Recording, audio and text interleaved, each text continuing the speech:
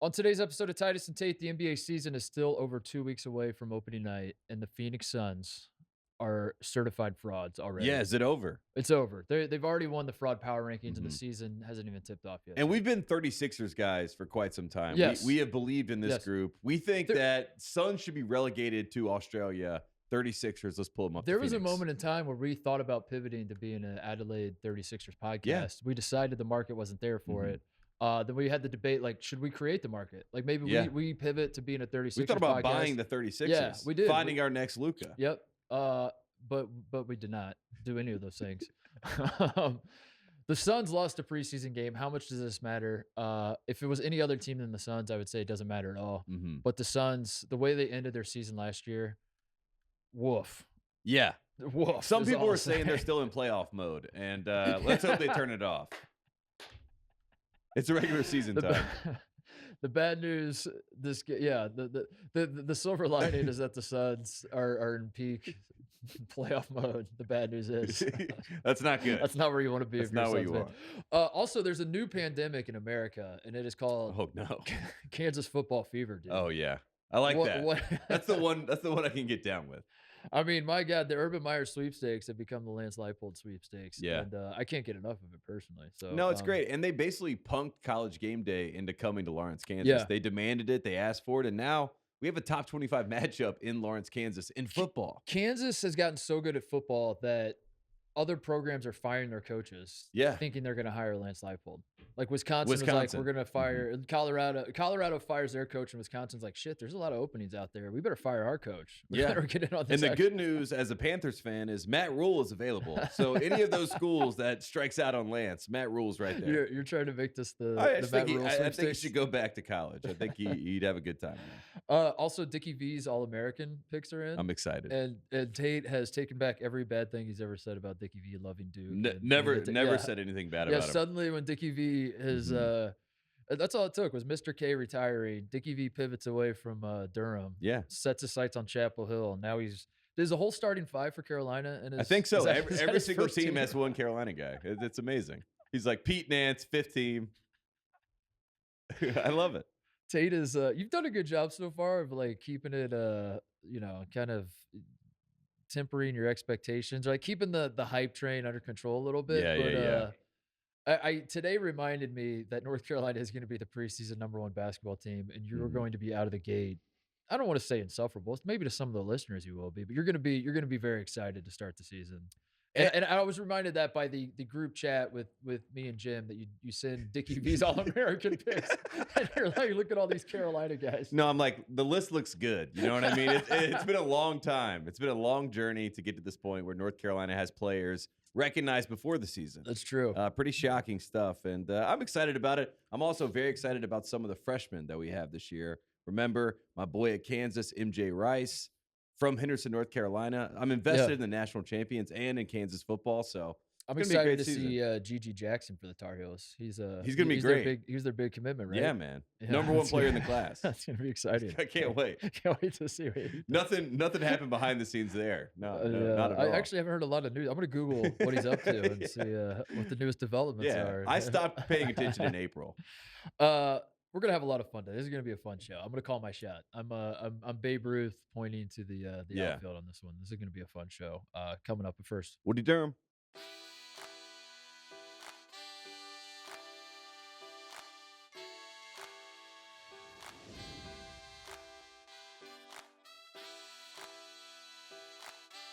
all right. I promise we're gonna talk about the Suns at some point in the show because that is the That is fascinating. it- In basketball circles, yeah. everyone's talking about the Suns. and there's a lot of different directions you can take the discussion.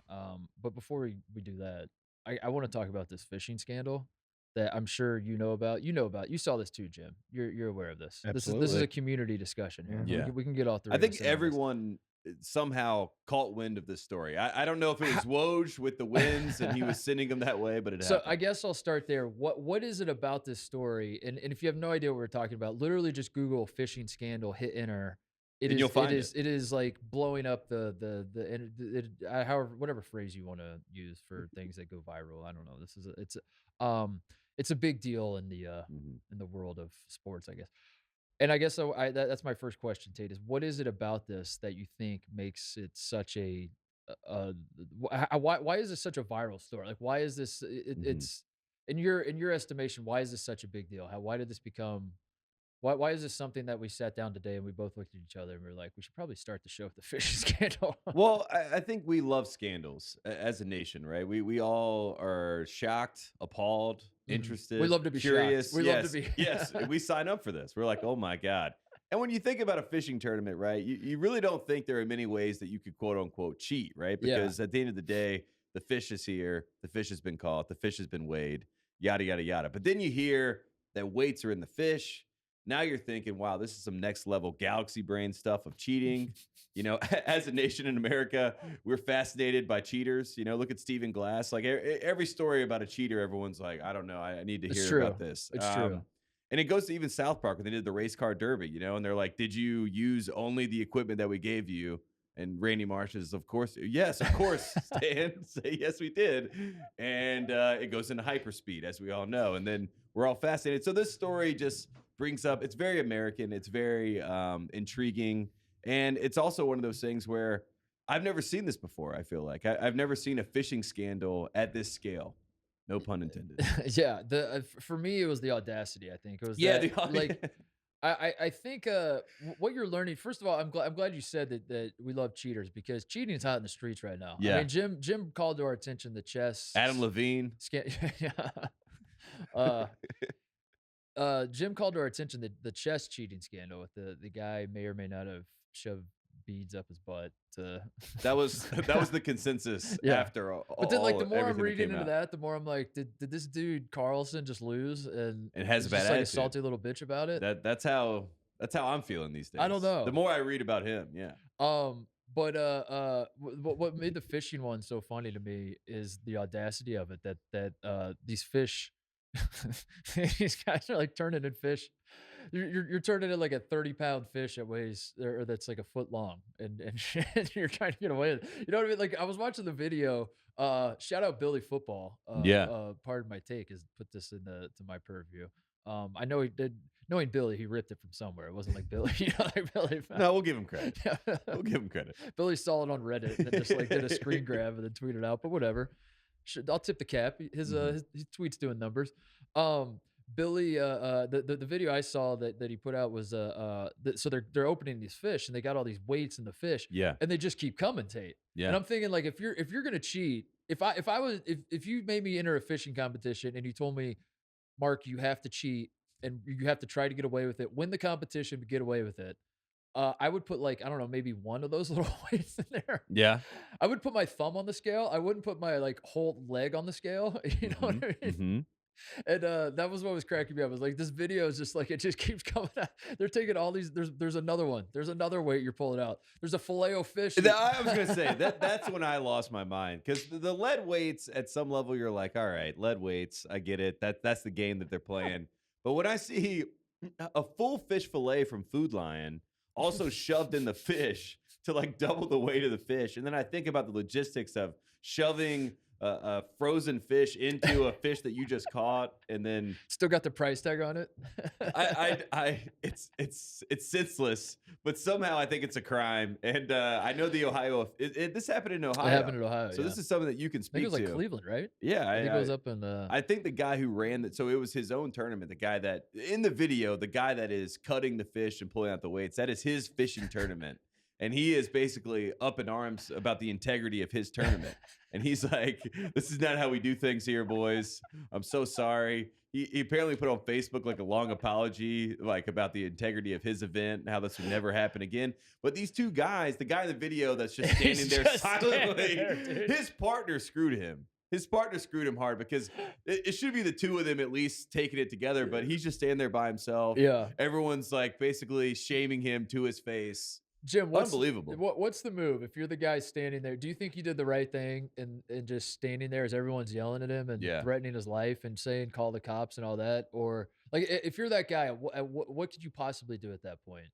other than just stand there? Deny it. Do you just deny it? Yeah, just be He like, I shoulda don't know what said- this fish eats. Yeah, he should have blamed his partner that wasn't there. He should have been like, "This is not me. This is at the hand. This blood is not on my hands." I think that made it so fascinating too, is that you rarely do see a video of a guy who is so like a lot of the cheating scandals. What makes them interesting, at least to me, is the gray area of Mhm. trying to come up with a scenario where maybe he didn't cheat. You know, maybe Barry Bonds didn't take steroids. Tate, we don't know. We don't know. There's no way of knowing. Yeah. And you could like argue the middle ground or the gray area. And to have on video, open and shut case, and then to have a guy just standing there. That's the other part that was so funny. Is like the guy like it was so open and shut. The guy had like you could just see his brain short circuiting. Like, what could I possibly say? Yeah, no, he had nothing. He literally had nothing. And the funniest part is when he first guts the fish. This is the guy who runs the tournament. He just yells out to the crowd, "We got weights in the fish." And somehow everyone got it. You know, they were like, "We know what they're doing."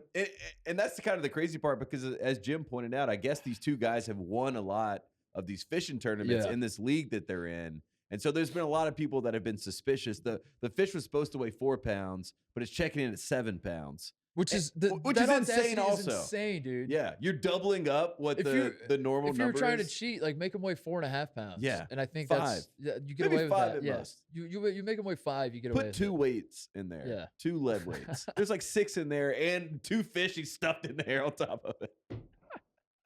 What about the guy just standing there silently and everyone yelling in his ears like drill sergeants, you know? And he's just like, people are screaming, "Call the cops," like things like that. Who Well, do you call? That was the my Yeah, but next if you're a question. police officer, you get that call on 911, and they're like, "This guy is cheating in This our guy broke- fishing tournament." Do you just hang up the phone? You're like, Yeah, I "Oh, we think got so. real stuff to deal Well, with." I mean, I think so. given the amount of money that was at stake, I guess like It's a getting the crime. police involved, like this guy's gonna go to jail, isn't he? That's what the Right? Like apparently if you defraud somebody for hundreds of thousands of dollars, you're going to jail. And boats. yeah. I mean, yeah, I would assume It said it was in the hand of, quote, Ohio officials. And now I don't know who these officials are. I guess it's like the gaming. Ted Valentine lives in Columbus, so I think it might be him. Okay, so It might it's be Ted yeah, this is his Valentine. final call. Ted Valentine shows up with One his hands last on his call. hips. He's like, Cheater. Charged. I heard you guys need an Ohio official here.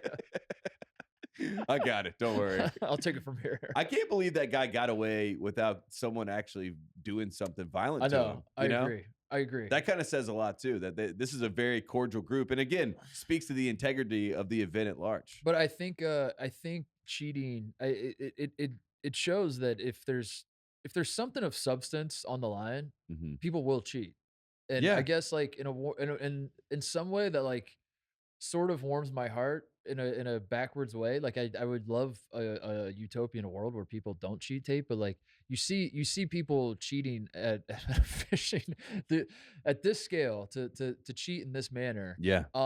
It's nice to know like this just happens everywhere. It's nice to just have like a blanket to just realize that like if you put like I mean a small level, like if you do bar trivia at any bar in this country and you put like Someone's cheating. a $10 gift certificate on the Yeah. line for the winner, there's going to be cheating going on at that bar trivia. Absolutely. 100%. It's the Pinewood Derby theory. If you yes. have any sort of event, Any someone's sort going of to event, cheat. somebody's going to cheat. You see it if you've ever done like a charity scramble. Yeah. Like you're raising money for kids with cancer or something. And it's Look at just the like Girl Scouts with the yeah, cookies. yeah, the Girl- Come on.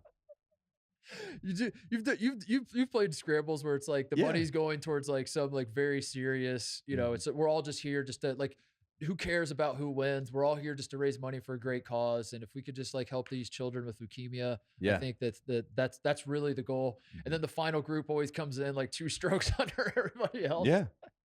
And that's how it goes. Every single time. And that's how it goes. And we know this. And that's why we're also fascinated by it. I did find the Facebook post from Jason Fisher was his name, who ran Wait, what? the tournament. Fisher's his name? His name is Jason Fisher. Your dentist is named Crentis? Exactly. This is that kind of moment. His last name is Fischer Fisher. And he said, quote, "Disgusted, guys and gals. I'm sorry for letting you down for so long. And I'm glad I caught cheating taking place in your loot at the same time. I hope you know that when I say you built this loot, that's the tournament, LEWT. It's an acronym. Oh, okay. And I will defend its integrity at all costs. I mean it. You all deserve the best." So he's fired up. And in the video, that's kind of you wouldn't know the stakes without him setting the stakes in the video. When he's like, we found weights in the fish. You're like, it hits in that moment of how much it means. Can I say this? Yeah.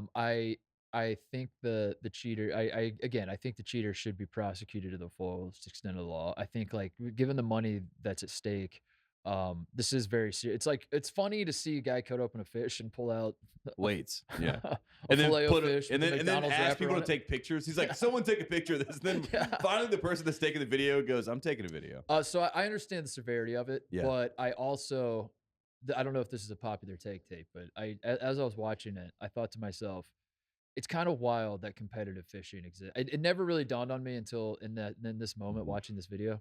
It is kind of wild that competitive fishing exists at all in any way, shape, or form. Like I had a similar feeling as I had when I was watching skateboarding in the Olympics, which is like this goes against kind of the point of the activity. Yeah, to put like a score is to supposed it to be and- like not a part of any sort. Or like we're separate culture. Yeah. We don't condone this BS. This is all pageantry, it goes and then ag- they're in the pageantry. It goes against like the very event itself to now like put a score to it and Yes. put like and decide there's going to be a champion in this. And that's what I felt with the fish because in my mind, if you're someone who likes to fish, and I do, so I'm not saying this from a place of a guy that's like leave the fish alone. I'm out there ripping lips on the reg, dude. You know this. I might be the best fisherman I know, honestly. Like I certainly don't have a friend in my life who's a better fisherman than me. But I also like when I fish, I don't do it competitively. I do it to like chill and drink a beer so there's that part. But then even if you're someone who's like you're out there fishing all the time and then you say I want to up the stakes, I want to have like more of a competition or whatever. Yeah. I mean, is the competition not between you and the fish? Is that not the whole competition thing? It's kind of like golf. I mean, it's between you and the course. Yeah. You know, it's not about anybody else. But at the end of the day, we've upped the ante. We've included the whole stage of it. And I'm going to be honest with you, NC State people are going to get very upset. They're the I know they bass are. fishing national champions. I know This is they what are. they do. This is the only thing Yeah. they have to grasp to. So don't I know, don't it's bring not it. a- it- I Bass don't- fishing is different. I don't think it's guess. popular, but like as I was like trying to flesh out logically competitive fishing in my head, I'm like, dude, it doesn't make any sense. Because even if you got to the point where you're like, I want to make, yeah, okay, that's cool. Me versus the fish, that's the competition. I need more. I want to feel more alive. I need to make money from this. What about the open market, Tate? How about that? How about you catch a bunch of fish and sell them to somebody? You know, like what happened to that? That's how if you want to beat your friend, go start an LLC and go get a commercial fishing license and make a shit ton of money catching fish that way. Yeah, there you go. You know, That's the next wave. I think so. Also, when I think about competitive fishing, it is like you said, it's supposed to be like a leisure activity at some level. But I do think after seeing this, I'm a little more skeptical about some of those weights I've seen of certain fish coming in. I think this might be more rampant than we even could have imagined. I think this might go all the way to the top. Whoa. And I don't know what the top is in professional fishing. Yeah, it's hard to say, but this goes there. It's going there. Call the Ohio officials. No, I don't. Yeah, it took this incident for me to realize that I'm out on competitive fishing. I used to like actually kind of watch I used to like watching the bass fish, the college bass fishing. I'm telling you, national it's a big championship. competition. I did used to like watching it. Then now I think I took a step back and just analyzed the whole scene, and I was like, why is this a thing? Yeah. Why do we need to make this like? I don't know. Imagine there's like never mind. I'm not gonna make. I've already offended the competitive fishing community enough. But I'm scared we got a cycling problem on our hand where everyone's juicing in the fishing world. Everyone's putting these lead weights in fish at the top level, and that's what I'm concerned about. I'm scared about the domino effect of this. This does, in my mind, just scratch the surface of like what is the cheating that's going on in the fishing world. Like who is bringing their own fish and then swapping them out? Who taught these guys how to do this? And why, again, did they have to shove another fish fillet in the fish? I won't ever know that. Hear me out. You have like a small little pond in your own backyard, and you're just like juicing these fish to the gills. Yeah. Literally, you're just Barry shoving, Bonds. you're just shoving steroids into all these fish. Then when it comes time for the competition, you get like a cooler. You tell everybody it's full of beer. You don't let them look inside. And you put like one huge ass bass in that cooler. Yeah. Right. You following me? Mm-hmm. Then you go out on the boat. No one's paying attention. You reel one in or something. Maybe they are paying attention. You reel one in. You do the switcheroo. Mm-hmm. Bingo, bango, bongo. you just made $100,000. Indiana Jones, Yeah. just replace it. Yeah, just replace it. Who says no? I don't know, but I feel like that could work. I mean, that's where we're at the point after this competition. And again, this was like I guess a private event, but I take seems back like anything is I take back possible. what I said last show, by the way, when we were talking about Penny getting off from paying for a recruit to move his Yeah. entire family, and then he was like, that was not special. I do that for everybody. yeah, he was like, I wouldn't move anybody from Nashville. And then everyone celebrates because everybody hates the NCAA, myself included. By the way, I'm not making a joke as though he should have gotten in trouble. I'm just like laughing at the situation. And I said that I don't know if there's a scenario where people would care if, like in college sports, like if you're cheating, would we kind of like talked about that. I take that back. People would 100% care if like Alabama was cheating or Ohio State football was, doing a Deflategate deal or doing a stealing signs or something like that. People would 100% care. Of course, look at the Astros. The thing people wouldn't care about is NCAA rules. So like the rules within the game, once the game starts, you're disrespecting. It's the Rick Pitino. I never disrespected the game of basketball. I thing. disrespected everything outside, Everything else, but in that arena, in that the arena, KFC Yum Center. I never disrespected the game. Facts. So I think, and we agree with that. We're like, Coach, you're right. So I think that's what it is. I think you can disrespect the NCAA and the system all you want, but then once the game starts, if you're cheating, I think people would lose their minds. So I just want to do a little cleanup from last show. No, I mean, I thought that's what I learned too watching this fishing video. I was like, yeah, people would 100% care if you found out that, I don't know, that Georgia's been playing with a slightly smaller football that makes Stetson Bennett throw it farther. I mean, and then It's Missouri, juicy, Missouri made him play with big balls, and he's like, I can't do this. Yeah, I think people would be into it. I don't know. I mean, Anyway. that is true. NCAA stuff, though, no one cares about. And they're about 10 years away from no one even remembering the NCAA at this point. So there you go. Why don't they have an official on each boat to watch? They probably do. They're Wouldn't going they have to seen now. him throwing the weights in? So they do now, but that's when you get your friend who has a scuba license to be waiting in the lake. Oh. Yes. Very With the Ocean's weights. 11. Yes. Mhm. Fool's gold. I mean, whatever it takes. Let's become competitive fishers. No, our cheating ring that we've created in the world of fishing costs us $8 million a year to execute. Yeah, We and we've won made $40,000. $300,000 in prize money. The economics. The economics don't make a ton of sense, but goddamn it, look at those But trophies. look at the status. Look at these trophies. I could sell all those trophies for about $25,000. Oh man. It's sad. Next, we're gonna find out the singing fish is fake as well. Whoa. I know, it's sad. No Whoa. I'm never way. watching competitive fishing No ever way. again. What is that? The Bassmaster? Isn't that what the name is? Billy Bassfish, right? Or what Yeah, was it something called? like like that. Billy. It was Billy something, right? It's Big Mouth ridiculous that we Billy. all Big Mouth remember. Billy. yeah, Big yeah. Mouth Billy. It's ridiculous we all remember those commercials. What a time to. That was the monoculture, as they say. That was the death of the last semblance of the monoculture was Big Mouth. Yeah. We should all have one on our walls to pay tribute to this last time we were all moving in the same direction as a society. If they're fishing, if they're having these competitions in lakes that are stocked, does that count? Also, Ooh. That's artificial. They're pumping the Yeah, numbers, dude. I That's know. just some juice in the balls. Yeah, it's just like juice in the balls. That's all that is. Mhm. Yeah. It was at Lake Erie, remember right? when remember that was the theory with the NBA bubble that that they were juicing the ponds because every Yeah. NBA guy that would they would go fishing and Like even Ben Paul- Simmons yeah. caught a fish. Everyone's Yeah. like, no way. It was like this big though. because Paul George is a big fisherman, right? Yeah. That was He was a big. and- That's why I liked Oklahoma City. Yeah, Yeah. he liked fishing. Yeah. Yeah, and then there was a moment like that seems to happen in the NBA that like one guy gets into something and then it's just slow trickle where like guys Like wine. wine, One guy likes wine Yeah. and has a winery. Now everyone has a wine. and that was a thing. Like I haven't heard of anybody fishing in forever now in the NBA. But Mm. for that moment in time, like Paul George, when he was in Oklahoma City, was huge into fishing because he must have said something at some point. He must have been like, I actually don't mind Oklahoma City because I love to fish. And then like a year later, he's like, I hate Oklahoma City. Give me Yeah, no, back- he's like, trade me now. trade me to- Please get me out of Trade here. me to Everyone's like, I LA. thought you liked the fishing. He was like, I like it also in LA. Yeah. But then everybody was into fishing. And then it just kind of went away. But they definitely juiced the ponds. They definitely Of course. did the bubble. Well, the NBA did a lot of stuff in that bubble. They juiced a lot of situations to keep everyone happy. And it wasn't just the ponds. How is that documentary not out yet? Oh, right. That's what I've been waiting on. You know who's gonna make it? Showtime. But- That's a Showtime doc. They pump out like About fishing during No, the just bubble. about the bubble, just about, just like- about the bubble in I general. thought you meant the fishing. I'm No, like, that's I just just don't one about part. the guys who would go play. Those are the stories that were cracking me up. The guys would go play golf, and their golf cart would get the hole like 7, and they'd park by the woods, and then like you could track the golf carts. Mhm. And apparently, like I heard like multiple stories about this that like they could track the golf, like every golf course tracks their golf cart.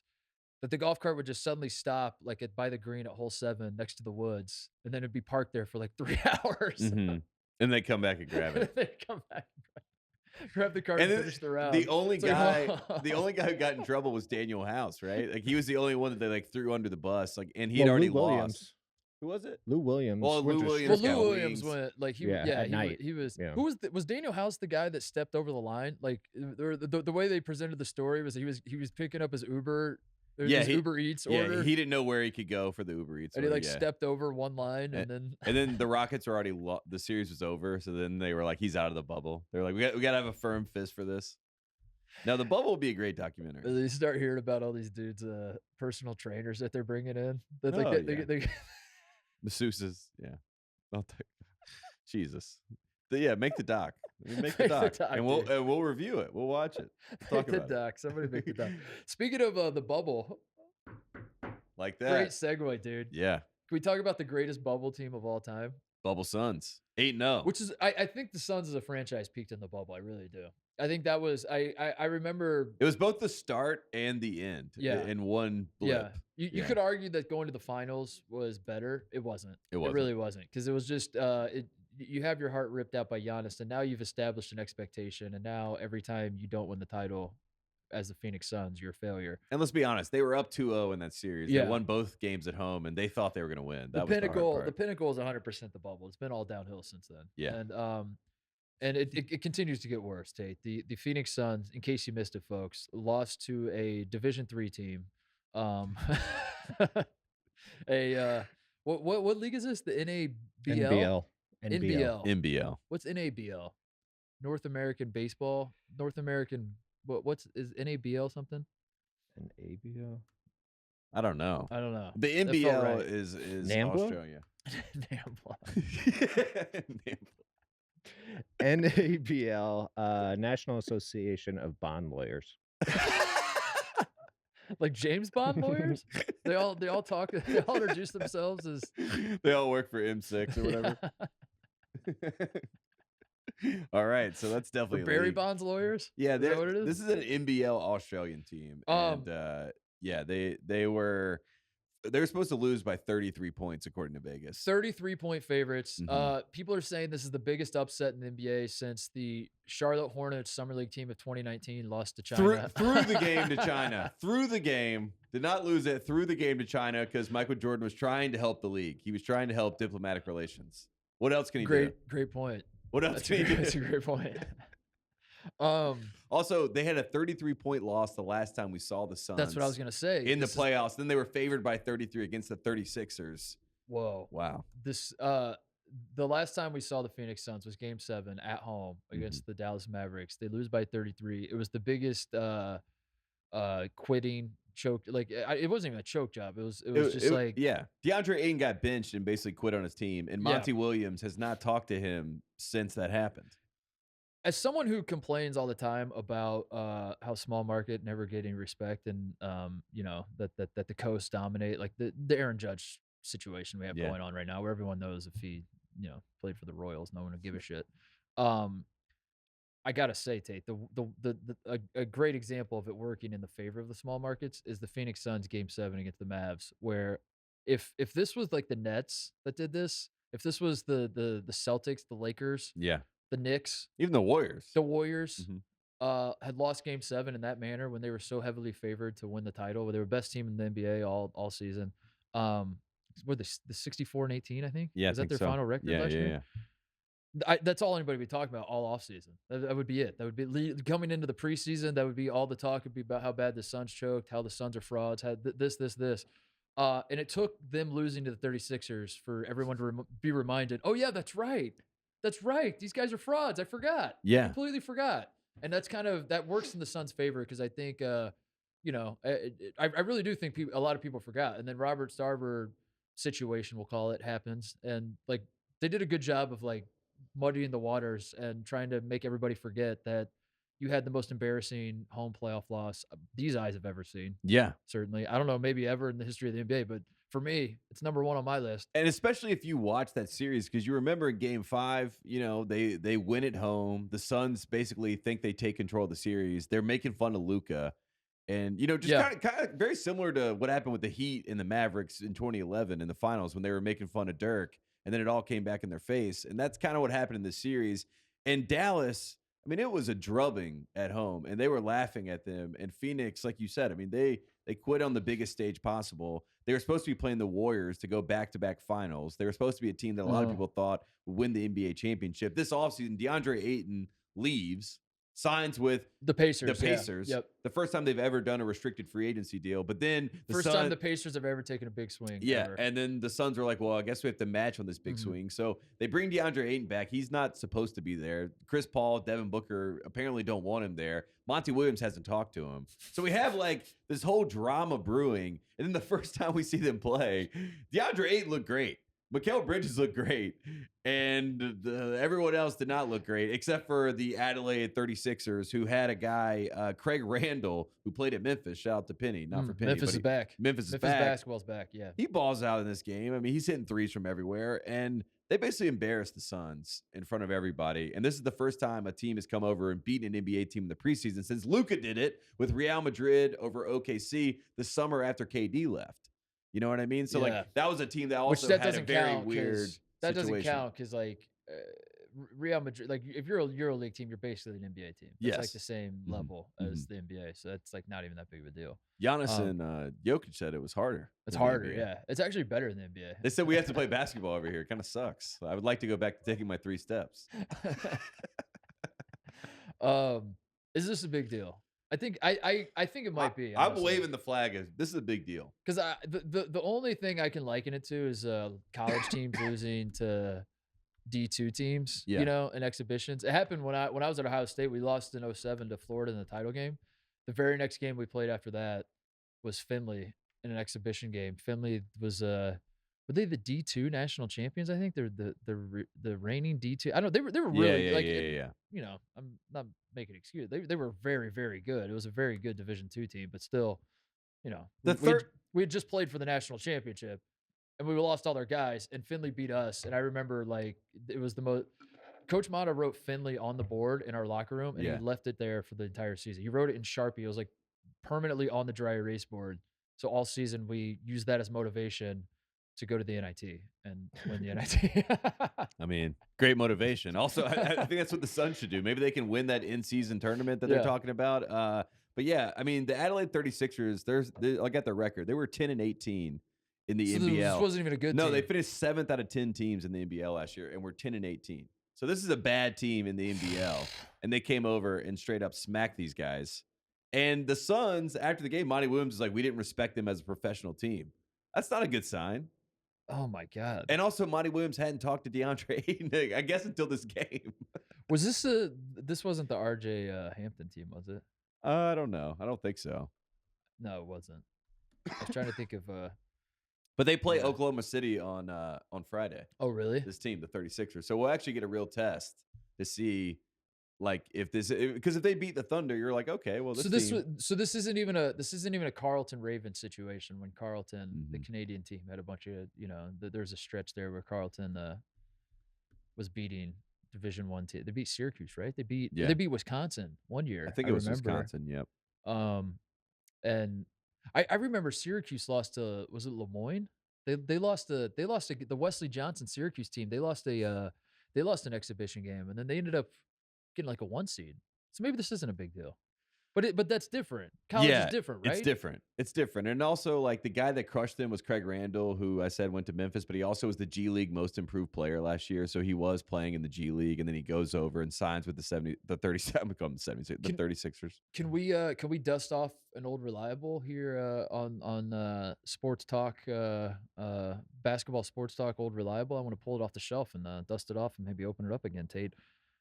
And revisit, could the 2015 Kentucky Wildcats beat the 2015 Philadelphia 76ers, which was hot in the streets for that entire season. That was the big discussion. And all the NBA people were like, there's no world, zero world in which any group of amateurs could ever beat a group of professionals. Can't happen, won't happen. You'll never see it. Couldn't possibly happen. Then I'm in the back of the room raising my hand and I'm like, guys, remember when the Dream Team lost a bunch of college kids? And then they said, shut up, get him out of here. Never happened. It was like a Trump rally. Wipe he it. pointed No, at me. And it was like Nike. "Get It was like, shut him get up. him Shut out him of up. Put here." tape on his mouth. So what should we revisit it? We should go, like, we should walk around the Fox lot and try to find like Skip and Shannon and Colin and Also, Nick Wright. yeah, say, Nick like, Wright would hey, love Nick this. Wright would love this Also, discussion. Devin Revisit- Booker. Yeah, could the 2015 Kentucky team beat the 2022 Suns team? Devin Booker versus Devin Booker. But I like Devin Booker off the bench for the 2015 Kentucky. I like that. He's not matching up with Devin Booker. Could college Devin Booker beat NBA Devin I Booker? think at this point, I like college Devin Booker's moxie a little bit more. Oh, Because man. Devin Booker, did you see this? He put up on his Instagram, which this is the reason I have Trouble in Paradise vibes. He put up the LeBron video. I mentioned 2011. He put up the LeBron video where LeBron was asked, how do you feel about the haters celebrating your failures? You know, and he was like, Yeah. you know, no matter what happens, they have to wake up tomorrow and live their sad ass life. Is this Shaq or LeBron? What kind of impression is It's that? just hilarious. It's one of the greatest clips ever. But he put that up and said mood, you know, like as if like he was upset about the 36ers winning this game. It would be a lot better to me if they just brushed this off and kind of laughed it off. But that's not how they handled this. They handled it because like they're rattled. They're very obviously they're Yes. frauds and they know it. They look in the mirror and it doesn't even. There's not even a face that reflects. It's just a big word. It's like a magic 8-ball. You just turn it. Their mirrors are magic 8-balls. It gets turned over. It just says frauds real big in the mirror. And they know this. Chris Paul knows this. Devin Booker knows this. DeAndre Ayton knows this. That's who they are. It's in their DNA. Yeah. They're frauds. It's scary. It really is. And I think it all goes back to that one video where Devin Booker is playing pickup and he gets mad about a double team. And that automatically raises red flags. You know what I mean? And then you extrapolate it from there. You have 71 points, but you lost the game. You know, and you take a picture with the 71 card, but you lost. So it's like all these things have added up over time. You get to the finals. Giannis is like, we're playing big boy basketball. Stars got to come to play.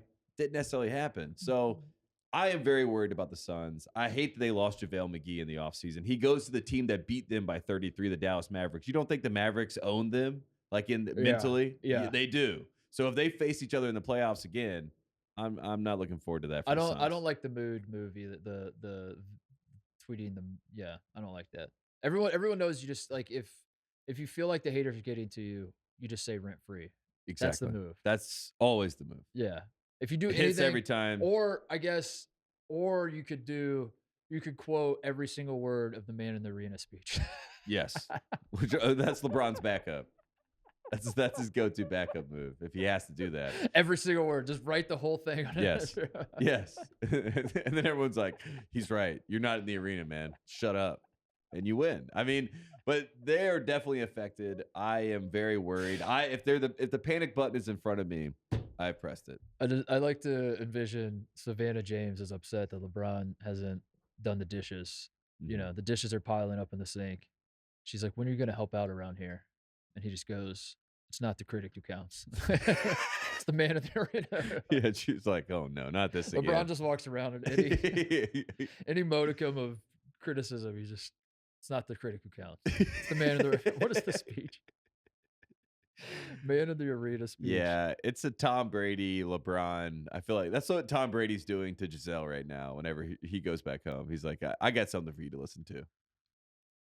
It's not the critic who counts, not the man who points out how the strong man stumbles or where the doer of deeds could have done them better. The credit belongs to the man who's actually in the arena, whose face is marred by dust and sweat and blood like a man. It cracks me up. To be fair, like this, it was once upon a time a good speech. I mean, it's right. It's It's right. right. It's Yeah, correct. it's Yeah, correct. it's correct. It's just been bastardized. And now it doesn't work. Like, Now it doesn't hit the same. But originally, you're like, wow, great point. Oh man. Yeah, I'm worried about the Suns. That's really the big takeaway of this. And the NBA, there's a lot of teams to be excited about, and I think there's a lot of teams that are trending up. And the Suns, Who are you excited about? the Cavs. Really? Yeah, I would. Cavs year? I'm gonna. No, I don't think they're gonna win the title, but I'm gonna stick my neck out and say Cavs are top 4 in the East. Along with the Sixers, Sixers, with obviously Bucks. the Bucks. And then I think the Um, Celtics are back up there. despite all the drama. I think Yeah, the I think the Celtics figured it out. Celtics are. I think as much as I'd like to pretend like they're gonna go away, they're not. They're not. They're not. I think But those are they're, your top 4, and maybe the Nets sneak in there. What about the Heat? I like the Heat. They're top 6. I don't think they're top 4. Okay. But in the playoffs, I like Jimmy a lot. What about the Pacers, dude? No, Dude, Benedict Mathurin is him. I like him. Did you not get that memo? No, I like him. Okay. He might be rookie of the year. There you go. But that doesn't mean playoffs. I really like the Cavs, though. I'm excited about the Cavs. I'm excited about the Hawks. I think the Hawks could be top 6 team in the East. This is Dick Vitale, man. This is. I got Dick my 25. Top 5 players. Yeah, you really That's- are. that's You're what I'm all in doing. on Dick Vitale. Like, this is Dickie V filling out his bracketology. Is what you're doing. We're right now excited with that the, Dickie V's back, though. I think that's what got me going today. I open up ESPN and it's the lead thing. It's like Dickie V's top 25 All-American. Let's take a break and come back and talk about Dickie V. Maybe a little football. How's that sound? Let's do it. All right, Tate. Let's talk about Dickie V's. This is the college basketball news that you said. This is the biggest news in college basketball world right now. You said is Dickie V put out his All-American team. And Yeah. How many Carolina players are on there? 3. 3. Should be more. How many people are on his All-American team? By the way, how many teams did he name? He had 5? 5 teams, so he has 5 starting 5s in college basketball, and he is calling them his all Rolls Royce squads, the preseason All-Americans. He is still hitting, still delivering the goods. I mean, and the first team is pretty self-explanatory. Like if you and I were to sit here and just riff, who would it be? We know who it would be. Oscar Tshiebwe, reigning National Player of the Year. Yeah. Drew Timme, somehow still playing college basketball, but of course he's going to be on that list. Armando Bacot, going to be on that list.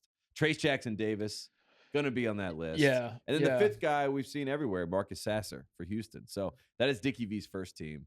And I give him it all checks out. It all checks out from there. Do you think? Okay. I mean, I don't see any glaring. Maybe. Yeah, I don't know. I don't think there's anyone there that you're like has to be on the list. I mean, Hunter Dickinson might be the name that Michigan fans are up in arms about, but he's on the second team. I'm going to say this while no one's listening to our show because it's still the off season, and like, half of our audience is they're ready for November. So I'm not gonna. I'm going to say this now, so I don't say it in front of people who are actually listening. I think Hunter Dickinson's actually good, and it disgusts me to my core that this guy got better last year, and he came back to Michigan, and I think you might be right that he should probably be first team All-American. And am I doing this to jinx him? I don't know. I don't know either. But, that's what I'm confused about. But I hated I. So you're saying swap Trace Jackson Davis for Hunter Dickinson? Maybe pull out Marcus Sasser and just go 5 bigs, dude. I like that. I like 5 bigs. I'm right there with you. I think we go 5 bigs. But also, I'm trying to do like image rehabilitation in the city of Houston because I shit on Houston so much. Which like, I'm not. I don't apologize for it. Houston had an opportunity to play Gonzaga. They dodged Gonzaga. They scheduled Our Lady of the Lake. It was fraudulent at the time. It's fraudulent now. Everyone knows it. They had an easy walk to the Final Four that year. I mean, and they lost to ECU. That was the most damning part of it all. Yeah, I never had an axe to grind with Houston, and then they got my respect last year with the run to the Elite Eight.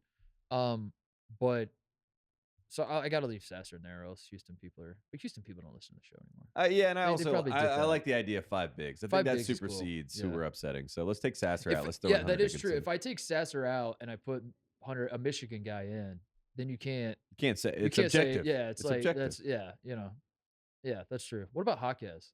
I mean, Jaime Jaquez might be first team at the end of the year, but he is locked in on second team right now for Dickie V. Dickie V's got him right there at that number 2 spot. I gotta start looking at some. I gotta start looking at some National Player of the Year odds because Jaquez. He's right there. No Johnny Juzang this year, dude. Yeah, and it's UCLA's his world. still going to be very good. And his sister's at UCLA playing women's basketball, so he's got it's like family business there. He knows what he's doing. And Jaquez plays a style of basketball that is he's a stat stuffer. He's like he's not a guy that's triple double. He doesn't go cold. It's impossible for that man to go cold because if he's not shooting well, he just finds a way to grab every rebound and Also, Mick Cronin. I mean, if there's one player that Mick Cronin could say, "We're gonna hang our hat on this guy," it's gonna be Jaime Jaquez. Yeah. I mean, he loves Jaime Jaquez. Triple J. How could you not? Dude, he's gonna. I might have to look into that. Isn't it fun that we get to like gambling college basketball? It's like we know these players. Oh, dude, it's gonna be so fun. It's so this is great. gonna be the most fun season in a long time. That's why I think I got excited when I saw Dickie V's list because when you see all the names spelled out in front of you. I just noticed this Posh Alexander Gym, St. John's. Third team. Third team, Dickie V All-American. Hang He that should be banner. first team. Yeah. Wow. Best perimeter defender, according to Dickie V out there. R.J. Davis of North Carolina on the third team. Jalen Wilson of Kansas, the national champs, on the third team. Antoine Davis of Detroit on the third team. I thought that was a pretty, that's like Dickie V, who coached at Detroit, right? So that might be a bit of a homer pick, but I like where his head's at. Zach Edey on the third team. And then when you get to the fourth team, Tiger Campbell, still doing it. Max Asmus, still doing it in college basketball, still going to be out there. Terrence Shannon, still doing it, but at a different school, going to be at Illinois. Colin Castleton, you and I enjoy watching him at Florida. That's going to be fun. Yeah, Colin Castleton, I like that guy. And Todd Golden, we know, is going to get the media love going into the season. So I think Castleton could be someone that sneaks up and maybe get some big votes. And then on the fifth team, Isaiah Wong of Miami was the name that really stuck out to me because I thought that was a pretty big deal that he came back, a team that went to the Elite Eight. And Severe Wheeler for Kentucky led the country in assists on the fifth team there. Yeah, you know what's really interesting, though? Of these 5 preseason All-American teams that Dickie V put together, what is one glaring missing thing? 0 freshmen. 0 Duke guys. 0 Duke guys. Not one. It's one and the same. I mean, I'm saying the same thing. You're saying the same thing. We're both saying the same thing. He did note that he has no freshmen because they don't deserve to be on the Did he say that? Yeah, he said that. He said, you got to touch the court before I put you on a preseason list. Oh, that's great. Old school Dickie V. Love to see it, but no Duke guys. So I also love found that fun. Max Asmus being on his list. Where Max Asmus is boy, is he milking the? It's not Max. It's not fair to Max. He's not doing this. He didn't ask for any of this. No, but like everyone watched him in the tournament. They have not watched the game. They've not watched the game, but they continue to put him. Yeah, right you're there. like, what? Okay, Max Asmus, 4-team All-American. Why is that, Dickie V? He's like, remember that tournament? Yeah, he's like, what a run. That 3 games that he played well. yeah. What a run. Yeah, those 3. It does remind me of Steph. That remember when we were working at the Ringer and we did everyone is putting together their like favorite college basketball players of all time. All time, yeah. And everyone picked Steph Curry. And everyone we worked with picked Steph. You and I just looked at each other like I was following college basketball it was my profession. I was getting paid to do it. And I still think I watched Steph Curry non-NCAA tournament games. I think I watched like 2 games that he played because none of them were on TV. He played He played Blake Griffin in Norman one time. LeBron was at the game. I remember that one. He played North Carolina. He played Duke. Maybe he played North Carolina. Yeah, maybe. But there was like you watched like 2 or 3 games. There's probably 5 games that you could have watched outside the tournament. And I lived in North Carolina, and Davidson's in North Carolina. But there's still probably 5 games you could have watched of Steph Curry. And every time that he was on TV, yes, it was cool and people would watch, especially after he made the first run when he came back. But like you said, I mean, how many games could you have watched? Nobody was watching. It's like everyone watched the Georgetown game against Roy Hibbert, and they're like, "That's my favorite player." Also, if you asked, put a gun to like NBA fans' head that swore that they loved following Steph Curry in college, and ask him when his final game of college was, and they will tell you it was Kansas, the Elite Eight, of course, and that was it. Yeah, that was it. That's when he left. That's when he went right to the league. Declared for the draft. Yeah, and then next year he did that. That was like because you remember Nike did the whole witness T-shirts. Like they had T-shirts that said witness, and then LeBron was at the game, and he was also like the Nike witness athlete. So it was like LeBron wearing witness, Steph's wearing witness. The next season they were trying to promote Steph as like, you got to witness this greatness, which was all cool. But again, I think he had 3 games on national television after that. You know what I mean? I'm trying to witness. I want to witness. I How do I can't. witness? How can I witness this? On the back of the shirt, it should have had instructions on download. Are you familiar with a VPN? Yes. So what you're gonna need Do to you do have is LimeWire? Do you remember when Loyola, Maryland, and Baltimore held Steph Curry scoreless? He was the only team to do it in college because they double teamed him That's all right. game, That's right. and he Yeah. stood in the corner, and 2 guys were on him. That's right. And so they were playing 4-on-5, and Loyola lost by 30. And the coach is like, after the game, they're like, "Was that a good idea?" He's like, "Yeah, we're the only team to keep him scoreless." And they're like, "But you lost by 30," and he's like, "Kept him scoreless." Steph Curry did score on us. Devin Booker mindset of that coach. Jimmy Yeah, Patsos. but- Jimmy Patsos was the coach. I think he got thrown out that year too, because my sister was there, and he got thrown out, and he went up in the bleachers and coached from the bleachers after being ejected from the game, and was like yelling plays. But You're right, Jimmy Patsos. Yeah, he should take over for Duke. It'd be awesome. What is it? 13 years later, you're still talking about it. So I mean, exactly. obviously it worked to some degree. Genius. I don't know. Yeah, he never. Yeah, I'm reading the article right now. I mean, he was down 39-17 at halftime, and they asked him like if he was thinking about changing the strategy at half, and he said it's working. Mad genius. I would love to see what Jimmy Patsos would come up with if he was managing one of the teams that's playing Aaron Judge down the stretch. Oh yeah, oh yeah. He would have something up his sleeve for sure. Yeah, I think they said in this article that he led the country in technical fouls that season also. So he was basically Patsos? like, yeah, he was either going to get thrown out of the game or come up with some And magical strategy. Curry also still led the nation at the time with 29.2 points per game after even the after goose having egg, 0. after getting Wow. shut down Shut down. completely, after being completely figured out. Those two guys that were guarding him just tell everybody they shut down. Yeah, Yeah, oh, literally. absolutely. Yeah. They guarded him the whole game. He scored 0. Get him on the Knicks. I mean, here's his quote. Here's Patso's quote. "We had to play against an NBA player tonight. Anybody else ever hold him scoreless?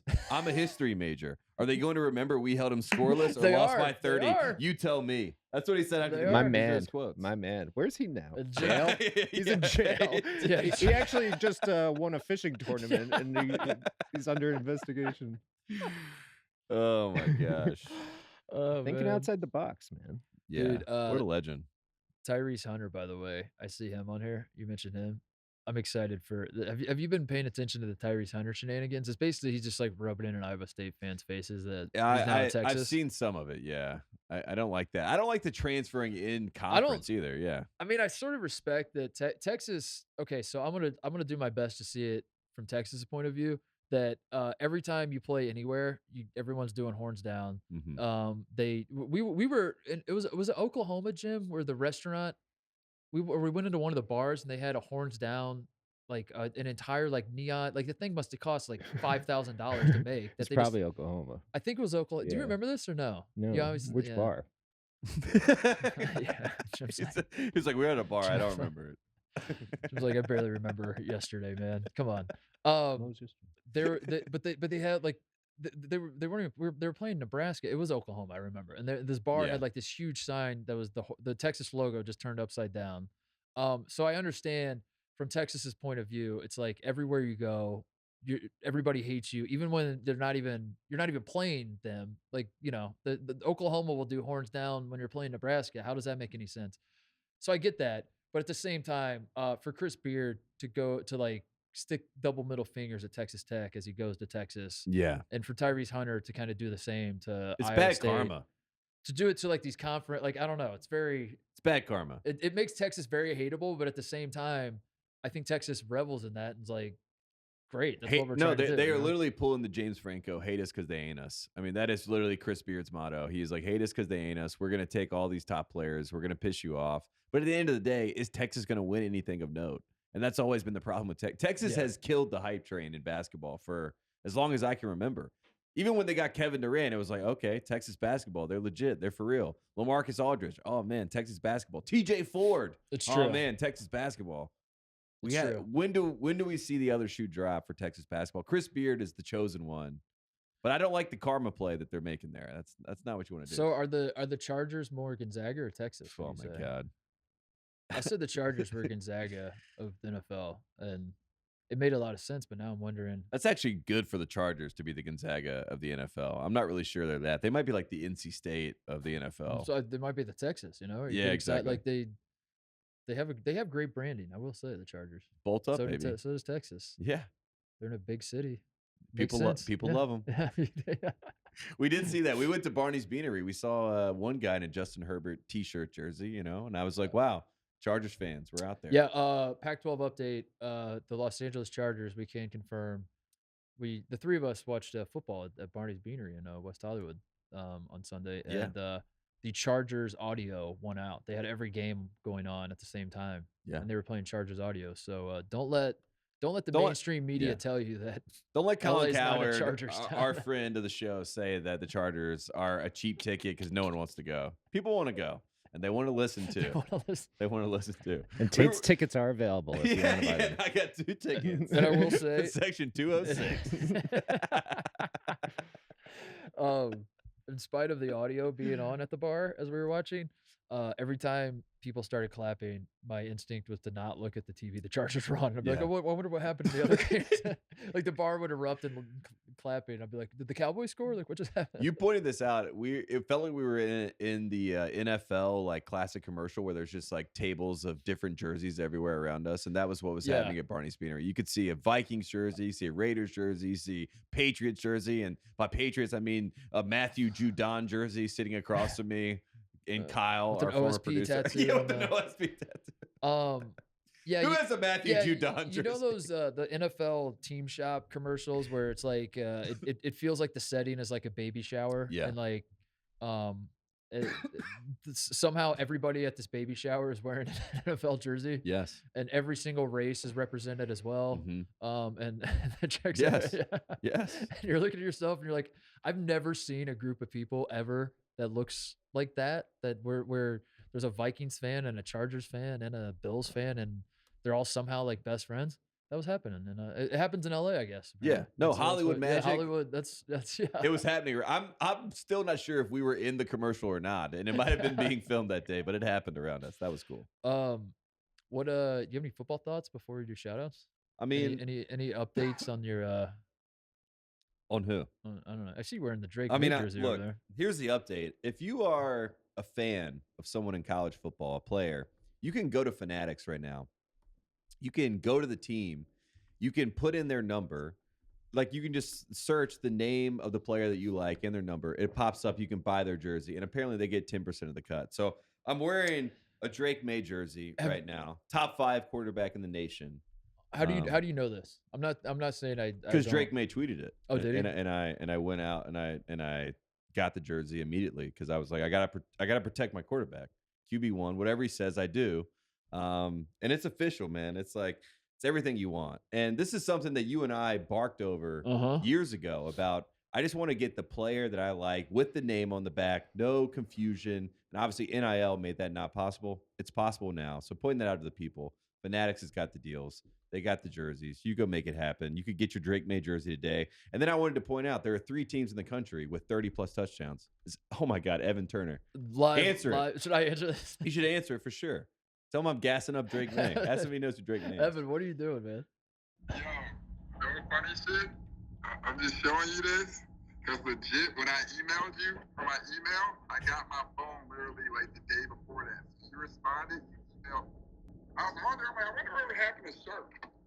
Evan, we are recording the show. We're not doing it live, so we'll edit some of this out. But I have to ask you the Giannis tweet. Bro, I'll answer a tweet because for whatever reason, I think that was the most off the wall thing I ever said. Apparently. Apparently. Yeah, apparently. But bro, if we're keeping it honest, if somebody didn't want any attention, they wouldn't have attention. Giannis always wants attention, bro. So like, I wasn't. If we could say a Dame or like a Drew Holiday or something, but Giannis likes attention, and that's okay. But for you to sit up here and have me listen to everything else, like when you say, yo, he's a 7-foot point guard, it's not. He's a center. Like, and then you tell me now I have to go all the way down and listen to him say that he wants to disappear and be like Tim Duncan. Okay. Like, it's just as simple as that. Like, no, you can't say anything just to say it, bro. Like, I'm not wrong for saying that Giannis likes attention. Someone aggregate that. Let me I'll call you back, man. Great to hear from you, Evan. Hey, bro, take that. Hey, tell him take that jersey down. Don't take that jersey. Peace. Oh, my great God. to hear from How about Evan. that? Yeah, that's Live on the show. that's- We did not plan that. I that's don't a great know, I don't know check-in. why you FaceTime me. I'll be honest with you, Evan Turner, not one time in my life did you FaceTime me. Well, that just goes And to you show just that FaceTime me. you buried the hatchet, like you said. We buried the hatchet, Yeah, a couple yeah. weeks ago, the hatchet is I buried. did not think that when Evan made his first appearance on the show, it was going to go like that. That's not Yeah. how I saw it happening. But no, that was good. That was he's got beef with Giannis, dude. Oh, I think he just explained it. It's no beef. He's just like, be real, just be honest. You do like the attention, and as he should. He's the best player in the world. He deserves the attention. He does like the attention, but and But he did the way Evan's that not Evan, wrong. It's just like the way he did it was not right. everybody likes attention. Who doesn't like attention? Exactly. Every single person on it. Yeah. But saying somebody like pointing a finger and saying you like attention, nobody takes that accusation well. Like No. So.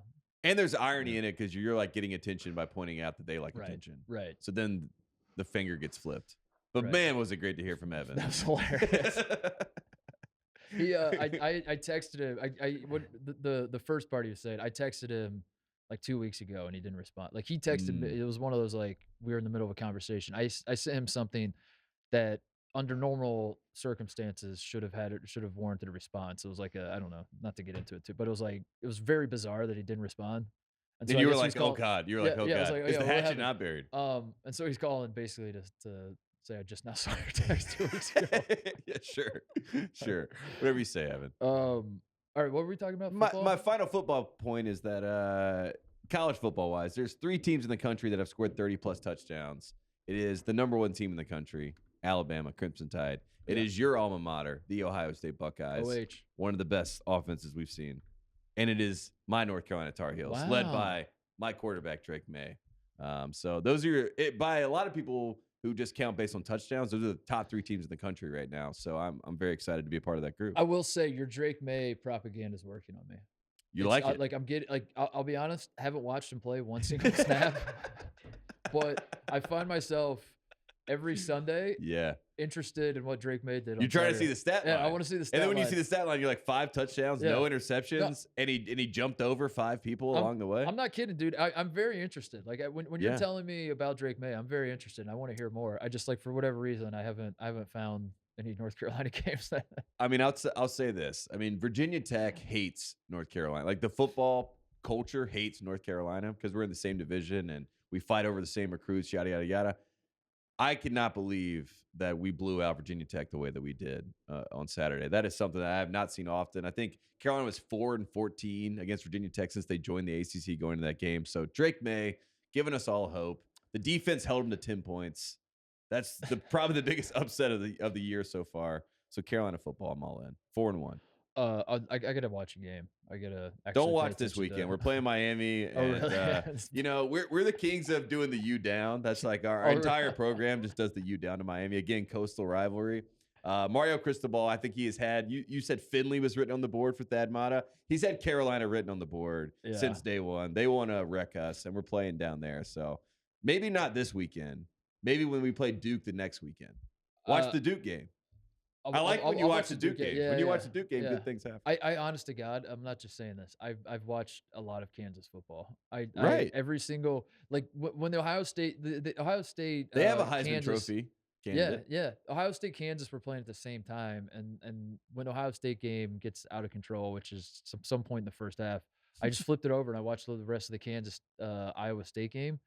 God bless that Iowa State kicker, by the way. Yeah. I mean, thoughts and prayers to that guy. That was, if you have no idea what I'm talking about, they're down 3 at the 14-11, yeah. It was 4th and inches, 4th and maybe 1. I don't know. And there's less than a minute left. And the poor guy had hit the uprights twice already in the game.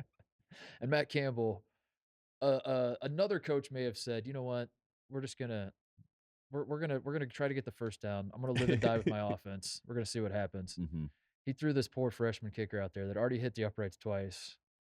Oh my God, the look on that guy's face. He was just like, I want no part of this. But Kansas is 5-0, first time since 2009, dude. Yeah, it was a little shaky, like you said in that game, for Kansas to get to 5-0. But once they got there, they're yelling from the rooftops. And now we get College game day there. And TCU looks really good. TCU just blew out Oklahoma. So they're going to get a tough team coming to Lawrence. But it'll be fun. I've found myself this year with football so far. I don't know how long it'll last, but I feel like a little bit of a football hipster in that I find myself like getting into the stories or the teams or the like same thing with Cooper Rush and the Cowboys.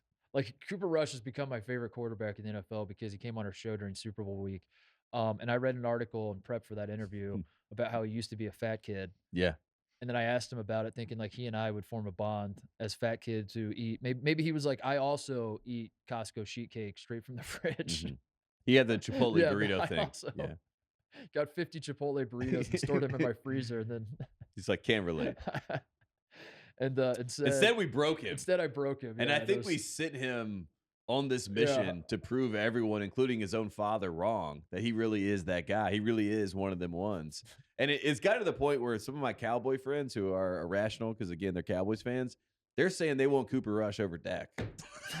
Dude, I do. I do too. I'm not a Cowboys fan, but I want Cooper.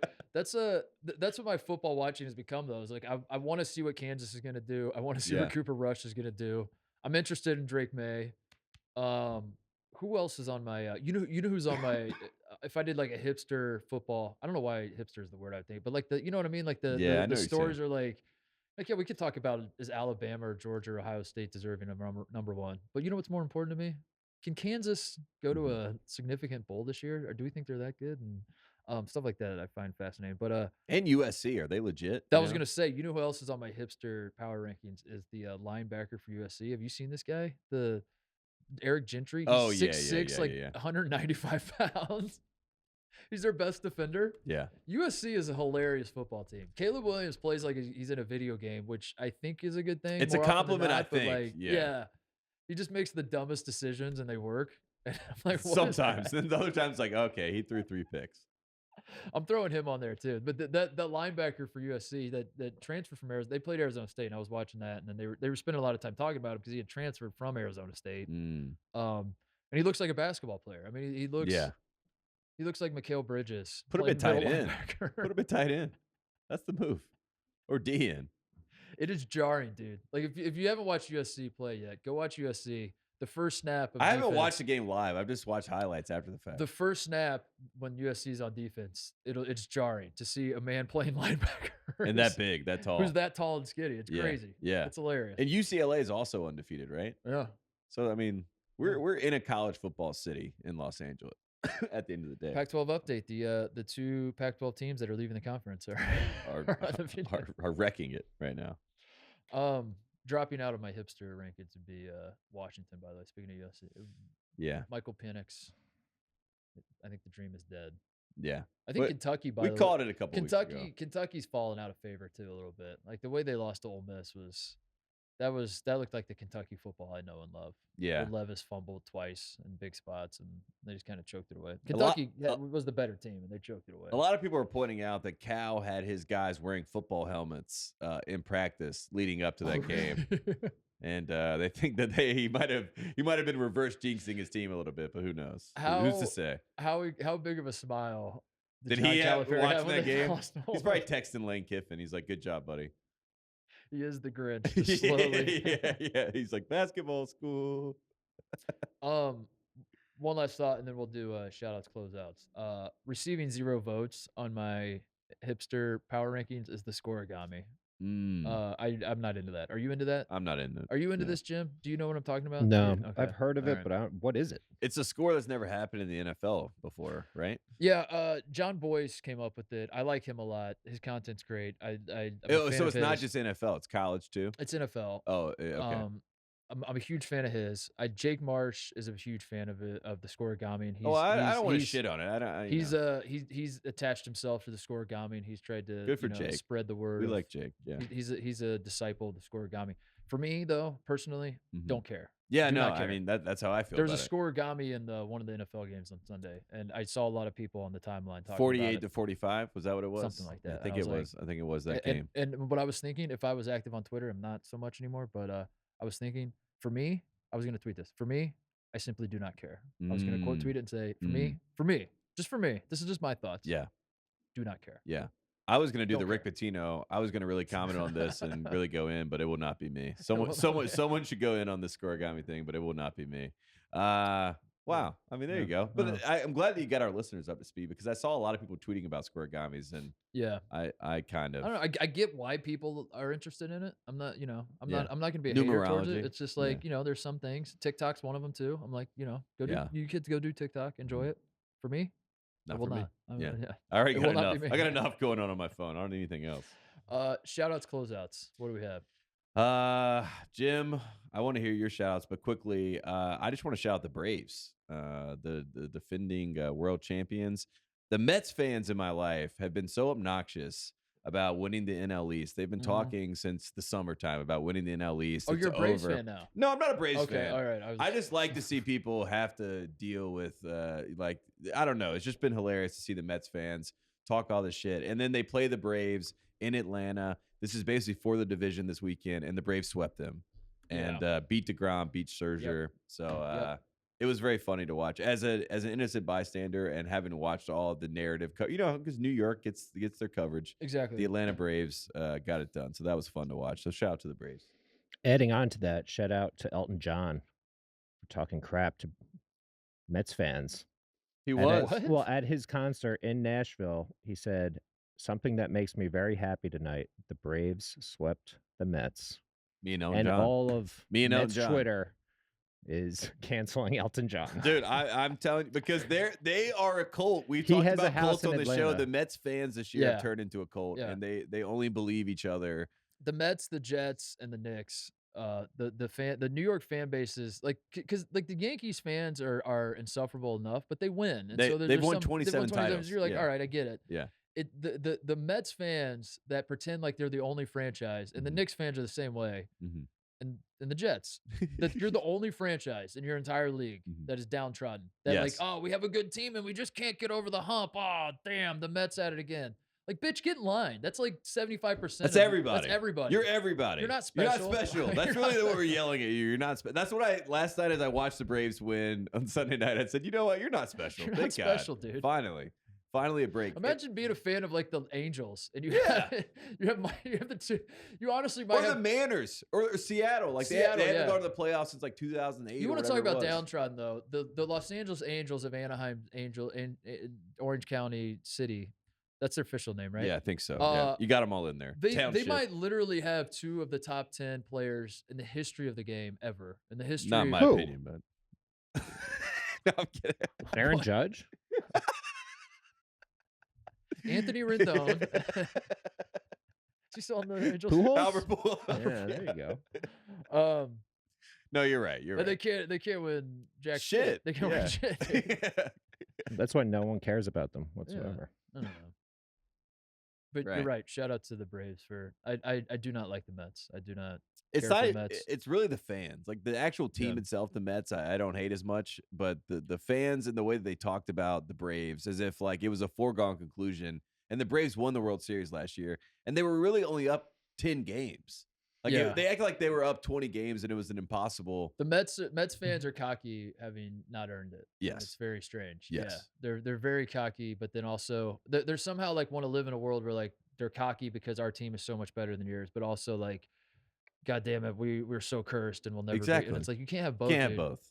And I like If they were playing the curse card, I would actually be like, I feel bad for Mets fans this weekend because the Braves just swept them, and now they're going to lose the division. like the Red Sox, for example, they were cursed forever. Then they won Mhm. titles, and their identity went from being cursed to like now we're entitled and spoiled. Now and we're the whatever. Yankees. Yeah. But at least it's like it tracks. It's consistent. Yeah. Like you were. You Yeah, know, they won what 3 World Series since 04. yeah, and then So there you go. You did the pit, but like Mets fans want to live in both worlds. You can't do it. You Yeah, can't do it. pick a Get out of side. here. Get out of here. Either be a martyr or not, Yes. but don't. I want leave to me shout alone. out John Calipari. Hang another banner for this man. He has another $100 million man. In Oh, his, yeah. Rolodex of former players. Tyler Hero signed what was it, $120 million for 4 years? 120 with 10 million incentives, so in total 130. So anybody that wants to say that John Calipari is a failure right now, like that this is not a good stretch for Cal, that he lost to St. Peter's, Mhm. that things are not going well, that he hasn't won an NCAA tournament since when? A game since when? 2019? Is that correct? Something like that. Wow. Pre-pandemic. I Is think that true? I think we should just say pre-pandemic. Pre-pandemic, It sounds yeah. more ominous. Yeah. Like which pandemic? Yeah, exactly. Is this the Spanish flu? He hasn't won since. Sounds like an old radio guy. He yeah. hasn't won a freaking game since the pre-pandemic days. Yeah, but the haters are silent today because Tyler Hero has signed a $100 million contract. So John Calipari actually graded his job, as it turns out. and climbing to $4 billion in Whoa. Contracts. I think Whoa. now he's at 3.3 billion. Wow. So just keep adding it up. I like to think at the Kentucky office they have to keep updating that graphic of 3 billion. They have a to thermometer. It's a dry. They fill in dry erase. And Some manager will come to Tyler the Hero has to send like a screenshot of his contract so they can confirm it. Thermometer's bursting. It's overflowing. Oh my Yeah. god. $4 billion. It's amazing. I want to shout out. I saw this news that Indiana, when the North Carolina Tar Heels come to Assembly Hall, it will be a whiteout, Tate.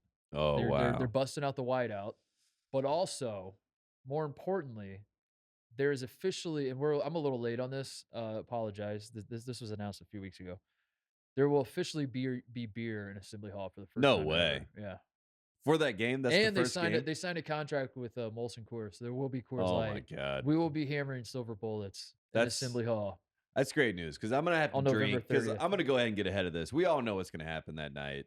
Indiana's going to win that game, and they're probably going to win by like 20 points. And I'm going to have to come on the show that night, and you're going to say, panic button, North Carolina, is it over?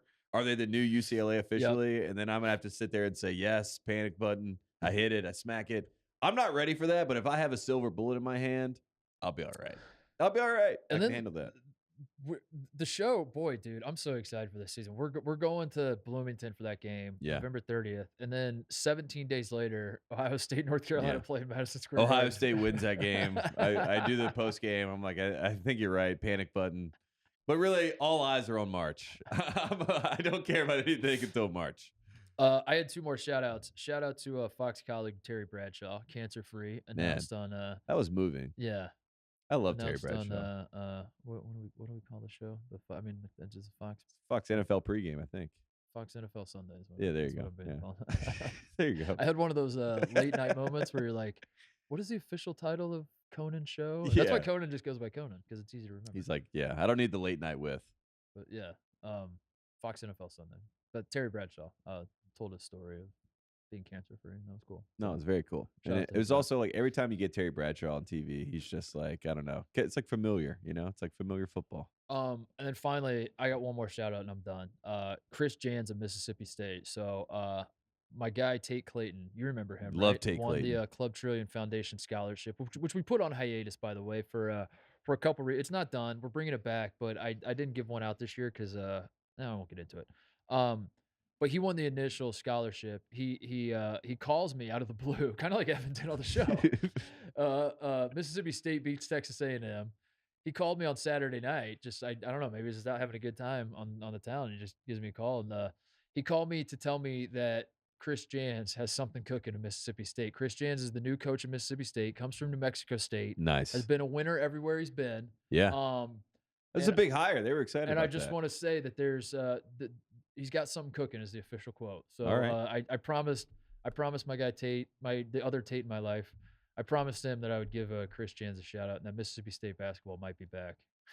I'm related to Tate Clayton somehow. My dad's name is Clayton. Family. That's his true. mother's maiden name, and then I don't know. We're family at some point. So I shout out to him, and I love that we just have guys that are just like, let me give you the scoop. On my team. No, dude, that's how it works on the show. I mean, I'm gonna remind all the listeners, like, all you have to do is just basically say, like, keep an eye on this, and I'll be like, all right, done. Speaking of, I had a Minnesota fan bring up Ben Jordan to me and Dawson Garcia, and he was like, Minnesota this year, watch out for the Gophers. Dude, watch out for them. Am I wrong? That works on me every single time. Yeah. You slide in the DMs and you're like, watch out for the Gophers. Yeah. I will watch the Gophers. Yeah, I know. I mean, I've seen the Gophers. I saw them last year. I was like, I kind of like this team. And I came back to you. I was like, what about Minnesota? You're like, Minnesota's not going to be good. I was like, oh, well. I was like, they impressed me. Yeah, I'm not promising I'm going to stick with it, but like, I'll give you a chance if you tell me to. So anyway, got me. Mississippi State got something cooking. Keep an eye on it. Anybody else got shout outs? Jim? Shout out all the listeners for sending in dirty laundry. Titus and Tate at gmail.com. Keep them short, but send them in for next week. Keep them short. And if you want it to be read, brief. definitely say this is to Jim. Like if you direct it to Jim, I think you have a higher chance. Don't use big words. And keep it short, and that's how you get it read, right? Yeah, there you go. Oh, speaking of, shout out to our old producer, Tom Shady 300. We were with him. He said that he pointed out Ryan Rosillo on Ryan Rosillo's show, his Venmo, and it was an old bit on our show. Kyle is a pauper, and we would always bring up his Venmo and like, respect this man, give him your 2 cents, maybe a thought. You give him literally 2 cents. But the Venmo is at Tom Shady 300. He asked me to plug it on the Did he show. really? He asked me. Are you He serious? formally asked me to plug it. Dude, that's so. shameless. Well, it's Kyle. This is the NIL era, though. Yeah, that's what I how said. it works, dude. I said, welcome to the NIL. He era, owes me Kyle. $800. Oh, he does? Yes. Well, maybe So- fundraising. Should just send it to Does my he, Venmo. why does he owe you $800? What's he your broke my laptop. what's your Venmo? I don't know. He broke your laptop? Mm-hmm. Sat In on like it. a fit of rage? Or he just He Sat sat on on it. it. I do remember that story. That was a hilarious story. That's tough. Like that's tough. I'm not gonna make any jokes. It's at not even the Kyle's full expense, 800. but I don't want to make any jokes at Kyle's expense, but like sitting on something and breaking it. Well, the funny That's thing not is, good. It's the never funny good. thing is, you don't he want to be in almost that said, position. No, I mean you can weigh 100 pounds Yeah, and sit on you something sit- and yeah. break it, and you're all of a sudden you're like, Right. oh no. But You're the funny shook. thing was, we were on my balcony. He almost sat in a chair that had bird crap on it. And I'm like, yo, look out. You almost just sat in that. He's like, oh, okay. Then he goes inside and just sits on my laptop that has like the stickers and everything all over it on the couch. Well, at least it wasn't the bird shit, I guess. Kyle was victim to a lot of whoopee cushions yeah. in his youth. It sounds like. Yeah. Sounds like he was. Yeah, that's what he Man. blames. At Tom Shady 300. He really asked you to plug his Venmo. Shout out his quarterback, Dude, Mac we s- Jones, for coming back before anyone thought he'd be back and playing under a fake name. Oh, Yeah, quickly, Bailey quickly. Zapp. Bailey Zappi, yeah. that was a Yeah, good I one. know. Quickly, football, just real quick. Your Tua take, yes or no? No. Okay, yeah, same. I thought so too. All right, that's the show. I agree. Yeah, I agree. Right there. That's the show. Send in emails, titusandtate@gmail.com. We will see you guys. What we're recording on Thursday. We'll put it out Friday. When do we put those out? We put them out Thursday? Try to get them out as soon as possible. Thursday night. Thursday night. We'll see you Thursday night.